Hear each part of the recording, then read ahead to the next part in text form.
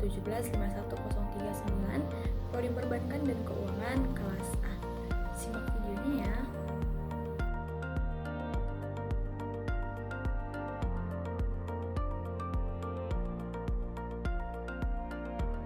Yang pertama adalah latar belakang. Pengembangan karir karyawan merupakan upaya strategis perusahaan untuk meningkatkan kemampuan, motivasi, serta loyalitas tenaga kerja. Melalui pelatihan, promosi, dan perencanaan karir yang jelas, karyawan dapat berkembang secara profesional sehingga berdampak positif pada produktivitas dan keberhasilan organisasi. Yang kedua ada tujuan analisis. Menganalisis bagaimana pengembangan karir karyawan dapat meningkatkan kompetensi individu, motivasi kinerja, serta mendukung pencapaian tujuan perusahaan melalui strategi yang terencana serta berkelanjutan. Kemudian kita beralih ke analisis SWOT. Yang pertama itu ada strength atau kekuatan. Yang pertama itu meningkatkan kompetensi dan loyalitas karyawan. Seperti yang kita ketahui, pengembangan karyawan juga akan berdampak positif kepada karyawan tersebut. Dengan pengembangan karir, karyawan akan meningkatkan loyalitasnya terhadap perusahaan.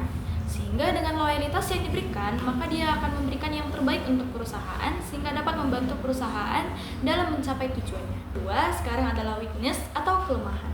Yang pertama yaitu membutuhkan biaya dan waktu yang tidak sedikit. Seperti yang kita ketahui, program pengembangan karyawan ini akan membutuhkan biaya yang cukup mahal dan waktu yang tidak sedikit. Karena pengembangan karir karyawan ini dilakukan secara bertahap serta berkala untuk mengembangkan karir karyawan ke depannya. Yang kedua, kelemahannya yaitu tidak semua karyawan responsif terhadap program ini. Yang ketiga itu ada opportunities atau peluang.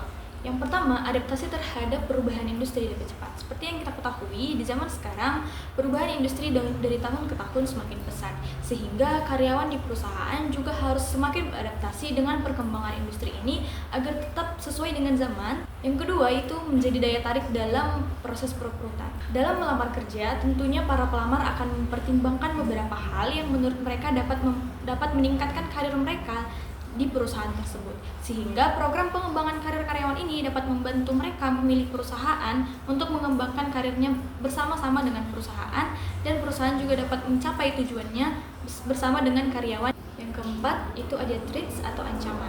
Ancaman yang pertama yaitu risiko kehilangan karyawan yang telah dikembangkan. Yang kedua itu ada perubahan teknologi yang cepat menuntut pelatihan berkelanjutan. Seperti sudah dijelaskan sebelumnya, pengembangan karir karyawan ini merupakan program yang harus dilakukan secara terus-menerus dan berkala, sehingga membutuhkan waktu yang tidak sedikit dan biaya yang lumayan besar.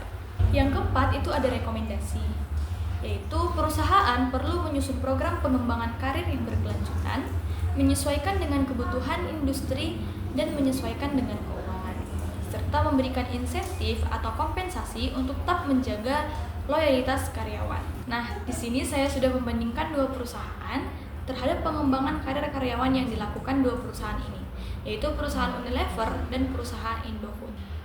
Perusahaan Unilever dan Indofood sama-sama memiliki program pengembangan karir karyawan yang serius dan terstruktur.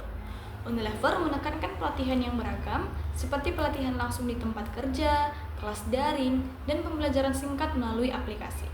Program seperti Future Leaders dan rotasi kerja lintas divisi memungkinkan karyawan mengembangkan keterampilan kepemimpinan serta mendapatkan pengalaman kerja internasional.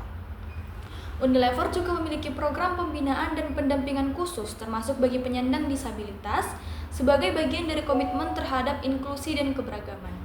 Sementara itu, Indofood lebih fokus pada pelatihan teknis dan keterampilan kerja rutin setiap bulan, baik dalam kelas maupun langsung di tempat kerja. Jalur karir di Indofood cukup jelas, dengan sistem promosi dan mutasi berdasarkan kinerja. Mereka juga menyediakan pelatihan sertifikasi seperti ISO dan halal untuk mendukung kebutuhan produksi. Kedua perusahaan sama-sama memberikan perhatian pada pengembangan kompetensi dan karir karyawan. Namun, Unilever lebih unggul dalam pendekatan global dan inklusif, sedangkan Indofood kuat dalam pelatihan teknis yang berkelanjutan dan berbasis kebutuhan industri. Baiklah, sekian video penjelasan mengenai poster dan membandingkan dua perusahaan. Terima kasih atas waktu dan kesempatan yang telah diberikan. Semoga video ini bermanfaat bagi kita semua. Terima kasih.